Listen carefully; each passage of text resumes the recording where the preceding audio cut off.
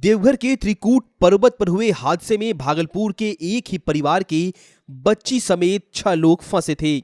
यह सभी 3 number trolley में सबसे ऊंचाई पर थे। रेस्क्यू ऑपरेशन के बाद आज सब परिवार सकुशल भागलपुर लौटे। परिवार के मुखिया कौशल्या देवी ने दर्द बयां करते हुए बताया कि सबसे ज्यादा ऊंचाई पर थे, 24 घंटे तक फंसे रहे।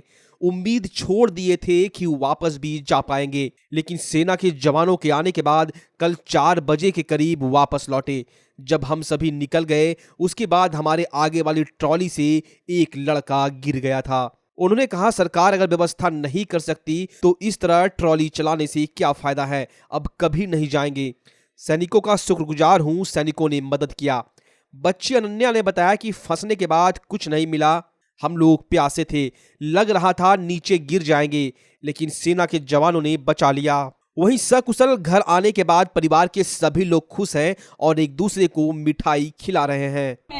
तो फिर हम लोग 4 बजे से लटके रहे, 24 घंटा तक नहीं को 4 बजे परसों? हाँ, परसों 4 बजे। ठीक, कल 4 बजे तक उसी में हम लोग लटके रहे। पानी ने खाना कुछ के व्यवस्था ने कोई साधने नहीं था, तो मर के जिंदगी मौत से लड़के। ऊपर कितना ऊंचाई पे सबसे ज्यादा? सबसे ज्यादा पर हम ही थे। सबसे ज्यादा में सेकंड में, फर्स्ट में और थी एक लेडीज लोग 3 गो उसमें, और उसके बाद दूसरा टोली में हम ही थे। 3 नंबर टोली में हम ही थे। सबसे ऊपर में था। सबसे ऊपर में। कितने घंटे तक रहे थे? 24 घंटा। 24 घंटा बिना पानी, लैट्रिन, टॉयलेट, बाथरूम के 24 घंटा तक उसमें जिंदगी मौत से लड़ते रहे। रात में लग रहा था कि लौट पाएंगे आप लोग? नहीं, लग तो नहीं रहा था। सेना के आने के बाद लगा क्या थोड़ी उम्मीद जगी? जब 1-2 टोली से निकाला तब उम्मीद उसके बाद लगा कि चले जाएंगे। अगर पहले एक गिर जाता है ना तो उसमें भी हम लोग को नहीं लगता। वो जो लड़का गिरा आपके सामने? बाद में, हाँ, वो हम लोग को बाद में 6 निकालने के बाद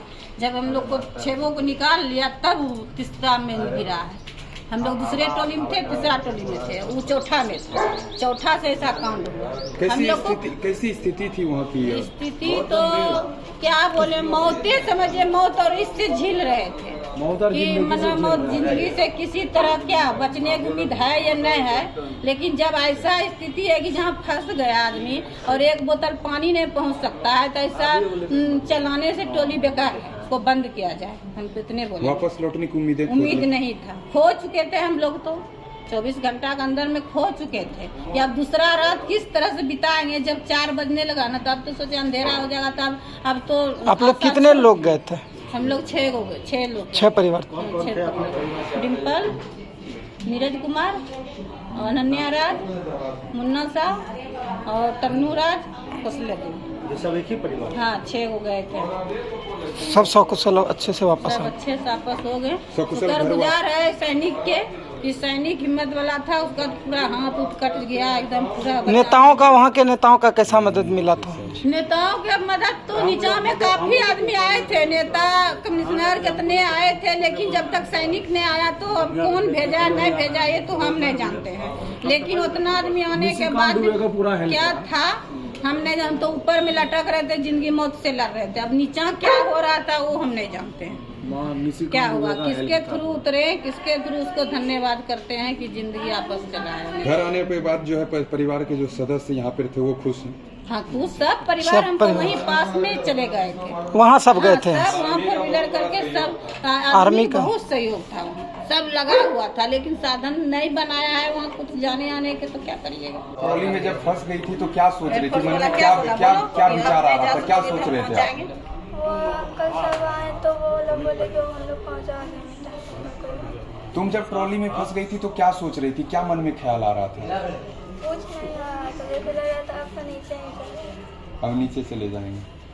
ऊपर था पानी या कुछ भी नहीं था पीने के लिए। कितने घंटे भूखी रही थी? 24 घंटे। कौन बचाया? आर्मी के जवान? आर्मी वाले। वो आदमी बहुत अच्छे थे। घर पहुँच के खुश हो? भागलपुर जिले के सनहौला थाना क्षेत्र में बांका जिला के धनकुंड थाना पुलिस के द्वारा लगातार अवैध वसूली किए जाने की शिकायत काफी समय से की जा रही थी, जिसके बाद आज सनहौला थाना क्षेत्र में अवैध वसूली का काम कर रहे धनकुंड थाना के दरोगा और पुलिस को ग्रामीणों ने रंगे हाथ पकड़कर उसे पुलिस गाड़ी समेत बंधक बना लिया। इस बीच स्थानीय लोग और पुलिस के बीच काफी नोक-झोंक भी हुई और स्थानीय लोगों ने पुलिस के साथ हाथापाई करते हुए पुलिस गाड़ी में बैठे अधिकारियों को उतारकर सवाल जवाब करने लगे। वहीं पुलिस गाड़ी में बैठे सभी पुलिसकर्मी आम जनता से माफी मांग रहे थे। मालूम हो कि सनहौला थाने से करीब 1 किलोमीटर की दूरी पर स्थित कमालपुर मवेशी हाट पर घंटों लोग बवाल काटते रहे, लेकिन सनहौला पुलिस को इसकी भनक तक नहीं लगी। स्थानीय लोगों ने बताया कि लगातार धनकुंड थाने की पुलिस सनहौला थाना क्षेत्र में आकर अवैध वसूली करती है, जिसको लेकर हम लोग काफी परेशान रहते हैं। इससे पूर्व में भी धुरैया थाना की पुलिस अवैध वसूली करते पकड़ी गई थी और अब धनकुंड थाने को पकड़ा गया है, लेकिन अब तक सनहौला थाने की पुलिस घटनास्थल पर नहीं पहुंची। अब देखना यह है कि वरीय पुलिस पदाधिकारी ऐसे वसूली करने वाले पुलिस कर्मियों पर क्या कार्रवाई करते हैं।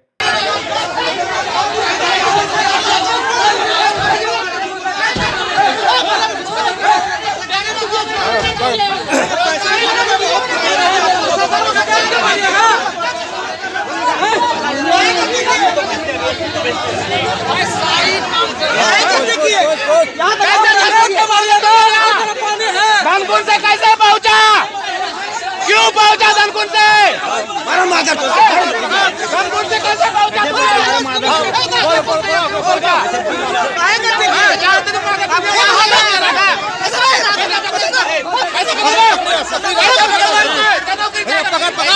बाहर कर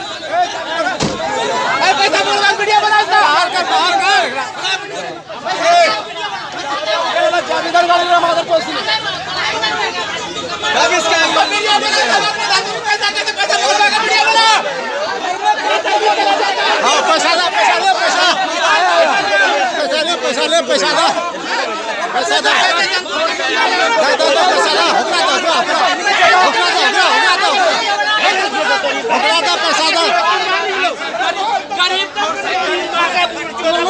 हाथों पैसा दे मर दे पैसा दे पैसा दे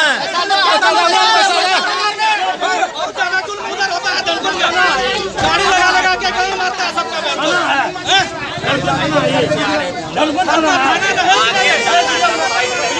वीडियो वाला पैसा बोल भाई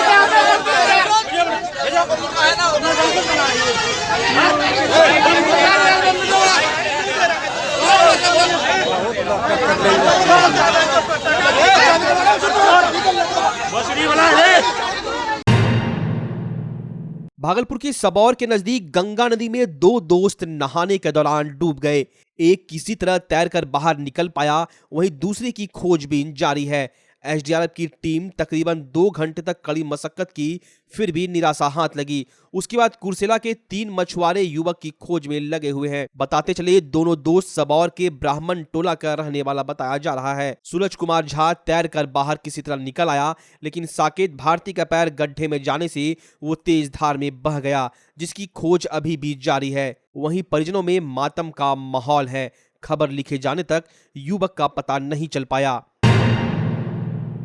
भागलपुर पुलिस लाइन गेट के ठीक सामने विशाल वृक्ष से एक बड़ी सूखी डाली बीच रोड पर अचानक गिर गई, जिससे लोग बाल बाल बच गए। बताते चले यह रास्ता काफी सघन आबादी का है। इस रास्ते पर आवाजाही हर हमेशा होती रहती है। घटनाक्रम के बारे में टीवी अंग प्रदेश से बात करते हुए लोगों ने कहा कि इस तरह की घटना कई बार हो चुकी है, फिर भी प्रशासन व वन विभाग इस पर संज्ञान नहीं लेती। अभी भी सघन आबादी वाले सड़क पर कई ऐसे पेड़ हैं जिसकी सूखी डाली कब गिर जाए और कब बड़ी घटना अंजाम हो जाए कहना मुश्किल है। फिर भी वन विभाग इस पर विशेष पहल नहीं कर रही। अब देखना है कि आगे इस तरह की कोई घटना ना हो, इस पर प्रशासन व वन विभाग क्या करती है। अभी मैं इस रास्ते से क्रॉस कर रहा था। मैं तिलका मंजी लालबाग विशाल मेगा मॉल के पास रहता हूँ। वहाँ से अभी मैं कचहरी चौक जा रहा था। इसी दरमियान मुझे लगा कि मतलब गाछ से कुछ चरचराहट की आवाज़ आ रही है। तब तक एक मोटरसाइकिल वाला तेज़ी से निकल गया।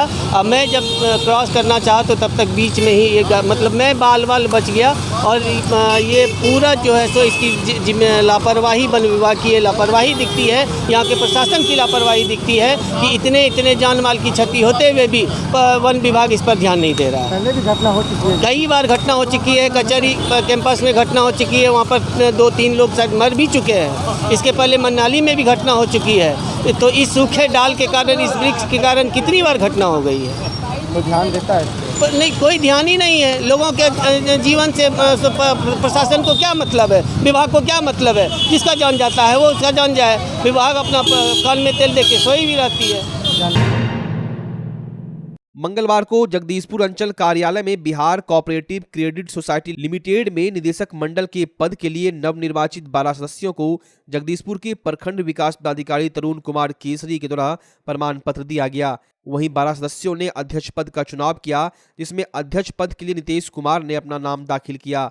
अध्यक्ष पद के लिए नीतीश कुमार के सामने कोई दूसरा नाम दाखिल नहीं होने के कारण नीतीश कुमार को निर्विरोध रूप से अध्यक्ष पद के लिए जगदीशपुर के प्रखंड विकास पदाधिकारी ने अध्यक्ष पद पर मनोनीत कर दिया। आपको बता दें, the Bihar cooperative credit society limited में 12 निदेशक मंडल के पद पर निर्वाचन के लिए 28 और 29 मार्च को Bihar cooperative credit society limited के लिए 12 पद के लिए 12 सदस्यों ने ही प्रखंड कार्यालय जगदीशपुर में नामांकन दर्ज कराया था, जिसका चुनाव आज 12 अप्रैल को होना था। लेकिन 12 पद के लिए 12 लोगों का ही नाम सामने आया, जिसके कारण सभी सदस्यों को निर्विरोध चुना गया। वहीं जगदीशपुर के अंचलाधिकारी शंभू शंकर ने कहा कि the Bihar cooperative credit society limited के नवनिर्वाचित सदस्यों के द्वारा आज अध्यक्ष पद का चुनाव करना था, जिसमें अध्यक्ष पद के लिए एक ही नाम सामने आया, जिसे निर्विरोध अध्यक्ष पद के लिए चुन लिया गया। सदस्यों की बेहतरी के लिए जो है कोऑपरेटिव सोसाइटी हमेशा काम करती रही है और आगे भी करेंगे। हम लोगों का उद्देश्य है कि अगले 5 वर्षों में जो है शाखा का विस्तार करें, सदस्यों को बेहतर सुविधा उपलब्ध करावें और हम लोगों का यह भी प्रयास होगा कि रिजर्व बैंक से स्मॉल फाइनेंसिंग बैंक का जो है हम लोग लाइसेंस लेने का प्रयास करेंगे। ये आपका पहला योजना है? जी। आप निर्विरोध चुने गए? निर्विरोध चुना, हम लोग परिवार के सदस्य हैं, हमारा कोऑपरेटिव परिवार है, इसलिए यहाँ पर जो है सभी लोग आपसी सहमति के आधार पर निर्विरोध रूप से निर्वाचन किए। सदस्य में भी उतने ही नामांकन किए और डायरेक्टर का भी जो है अध्यक्ष का भी चुनाव निर्विरोध। सदस्य के लिए कितना सीट था? 12 सीट थे। 12 सदस्यों का निदेशक परिषद के लिए 12 सदस्यों का चुनाव होना था। उन 12 सदस्यों में से एक अध्यक्ष चुना गया। आप लोगों ने देखा कि निर्विरोध। क्रेडिट सोसाइटी लिमिटेड के नवनिर्वाचित सदस्यों के बीच में से अध्यक्ष पद के लिए चुनाव के लिए घोषणा की गई। मात्र एक नामांकन हुआ, नीतीश कुमार जी, जिनको निर्विरोध अध्यक्ष पद के लिए घोषित किया। भागलपुर से कहलगांव को जोड़ने वाली NH80 कई दशकों से बदहाल है। कहलगांव में NTPC है और पौराणिक विक्रमशिला भी इसी सड़क से होकर जाना होता है, लेकिन हालात बद से बदतर होते जा रहे हैं। सड़क पर चलने वाले राहगीर सिर्फ आक्रोश जाहिर कर रहे हैं और राजनेता और प्रशासन को कोसते नजर आते हैं। उसके बावजूद भी आम लोगों की आवाज शायद राजनेताओं और अधिकारियों तक नहीं पहुंच पा रही है। NH से गुजरने वाले राहगीर जहां हिचकोले खाकर चलने को मजबूर है, वहीं गर्भवती महिलाओं को अगर कहलगांव से भागलपुर बेहतर इलाज के लिए जाना पड़ता है तो परिजन जान जोखिम में डालकर सड़क पर यात्रा करते हैं। अगर छोटी गाड़ी रही तो हालत और बद से बदतर हो जाते हैं और रास्ते भर भगवान भगवान कर किसी तरह से सफर पूरा करते हैं। इस रोड में तो जो परेशानी हो रहा है आम जनता, आम पब्लिक ही देख रही है। और यहाँ के MP विधायक सिर्फ पैसे की खेल में ये रोड नहीं बन रहा है। कमी ठेकेदारी होता है, टेंडर होता है, पैसे मांगता है कि इतना 3 करोड़ हमी को दे दो। कौन मांगता है? मांगता है यहाँ के MP विधायक सब जो है, लोग बाबू लोग सब जो हैं। जनता को कुछ नहीं। जिस समय जनता को वोट लेने का समय आएगा तो बाबू अभी देख रहे हैं पूरे यहाँ जनता भागल सबौर से लेकर के कहलगांव पीरपैती तक सारी जनता धूल झोंक रही है। और रास्ता का व्यवस्था ठीक नहीं है, सरकार का व्यवस्था ठीक नहीं है, तो 2 दिन लगता है, कभी 1 दिन में निकल जाता है, कभी 2 दिन लगता है। रास्ता देखिए ना क्या स्थिति है रास्ता का। जाम भी लगता है। जाम तो लगता ही है। कितना परेशानी होता है? बहुत परेशानी होता है। व्यवस्था कुछ भी नहीं है सरकार का, सिर्फ दिखावा है। रोड है कि नहीं? देखिए ना, रोड है तो सामने ना आपके, दिखाइए ना सरकार को क्या है रोड से। एक गाड़ी आने का रास्ता है बस, वो भी कहीं खंडहर है, कहीं कुछ है, कहीं कुछ है। रोड नजर आता है कुछ नहीं, कुछ खंडहर ही खंडहर नजर आता है। न पुलिया है, न कुछ है। परेशानी काफी बहुत 2 दिन में पार करते हैं कहलगांव से यहाँ आने में। कोई देखने वाला, कोई पूछने वाला नहीं है, तो देखने वाला कोई पानी देने वाला नहीं है, क्या हुआ नहीं कोई पूछने आता है। जाम लगता है कैसे? जाम तो रास्ता खराब के कारण लगता है। रास्ता अगर कल सही हो जाए फिर जाम का समस्या कहाँ है, खत्म हो जाएगा वो। तिलकामांझी भागलपुर विश्वविद्यालय स्नातकोत्तर अंगिका विभाग के द्वारा 2 दिवसीय राष्ट्रीय सेमिनार के दूसरे दिन वार्ता व कवि गोष्ठी का आयोजन किया गया। इस सेमिनार का मुख्य विषय था अंग प्रदेश साहित्यिक आरो साहित्य। कार्यक्रम में स्वागतकर्ता के रूप में स्नातकोत्तर अंगिका विभाग के छात्र छात्राएं मौजूद थे। वहीं निवेदक के रूप में स्नातकोत्तर हिंदी विभाग के समायोजक प्रोफेसर योगेंद्र थे। मीडिया से बात करते हुए प्रोफेसर डॉक्टर योगेंद्र ने बताया कि 2 दिवसीय सेमिनार में अंगिका कैसे और भाषाओं से अलग है, इस पर वार्ता हुई। साथ ही कार्यक्रम में छात्रों ने अपना शोध जमा किया, उस पर भी वार्ता की गई। डॉक्टर योगेंद्र ने कहा कि सेमिनार 4 सत्रों में किया गया, जिसमें मुख्य वक्ता के रूप में डॉक्टर अमरेंद्र, अनिरुद्ध विमल, मृदुला शुक्ला, प्रिया प्रभात, पवन कुमार सिंह थे। उन्होंने कहा कि आज के सत्र में कवि सम्मेलन का भी कार्यक्रम आयोजित किया गया। आज के कवि सम्मेलन में बिहार व झारखंड के अंगिका और हिंदी भाषी कवियों ने अपनी प्रस्तुति दी। वहीं कार्यक्रम में doctor Yogendra, doctor Amarendra, doctor Subodh Mandal, Parveen Bhagat, Meera Jha के अलावे शोध छात्र कुमार गौरव, मृत्युंजय कुमार, अभिनव झा, मधुर मिलन, बबीता, राजनंदिनी, सरस्वती के अलावे दर्जनों छात्र छात्राएं मौजूद थे। तो ये एक अंगिका एक समृद्ध भाषा है, इसकी एक संस्कृति है, साहित्य है, इसके मंदिर हैं, इसकी नदियां हैं, इसके धार्मिक स्थल हैं, इसका प्राकृतिक स्थल है। तो हम लोगों ने ये सोचा कि अंग की जो संस्कृति है और उसका जो साहित्य है उस पर एक सेमिनार किया जाए। तो ये 2 दिवसीय सेमिनार था, कल और आज। तो कल हम लोगों ने अंग की संस्कृति और उसके साहित्य पर बातचीत की। वक्ता झारखंड और भागलपुर के बिहार के वक्ता थे और 2 दिन तक हम लोगों ने विमर्श किया। आज जो है पहले सत्र में तो कवियों का ये था, कविता पाठ था, और दूसरे सत्र में अभी शोध पत्र जिन छात्रों ने जमा किया है उनका पाठ हो रहा है। तो हम लोगों की तलाश है, हम लोगों की कोशिश है कि लोग ये समझें कि हम अपनी भाषा से प्यार करें, अपनी संस्कृति से प्यार करें, क्योंकि आपका विकास जो है आपकी साहित्य, संस्कृति और आपके घर दरवाजे से ही होती है। होता क्या है कि लोग कट जाता है, अपने भाषा से कट जाता है, अपनी संस्कृति से कट जाता है, अपने घर से कट जाता है, तो एक बेगानी दुनिया में रहना शुरू करता है और वहाँ फ्रस्ट्रेशन है, वहाँ बहुत तरह की परेशानियाँ हैं। तो उससे मुक्ति के लिए हम लोगों ने एक तरह से किया है। अंगिका भाषा भाषी क्षेत्र है, फिर भी आज के दौर के बच्चे अंगिका बोलने से कतराते हैं, इस पर क्या कहना चाहेंगे? नहीं, मैं तो देख रहा हूँ, मुझे आश्चर्य हो रहा है कि अंगिका की जो लड़कियाँ हैं वो इतने अच्छे गीत गाती हैं, इतनी अच्छी कविताएं लिख रही हैं। पहले सत्र में आप देखते हो कितने बेहतरीन ढंग से अपनी बात कर रही है। तो ऐसा नहीं है, लेकिन अब सत्ता की भाषा अगर अंग्रेजी होती है तो वह हिंदी भी कमज़ोर हो जाती है। लोग अंग्रेजी पढ़ना चाहते हैं क्योंकि नौकरी होगी।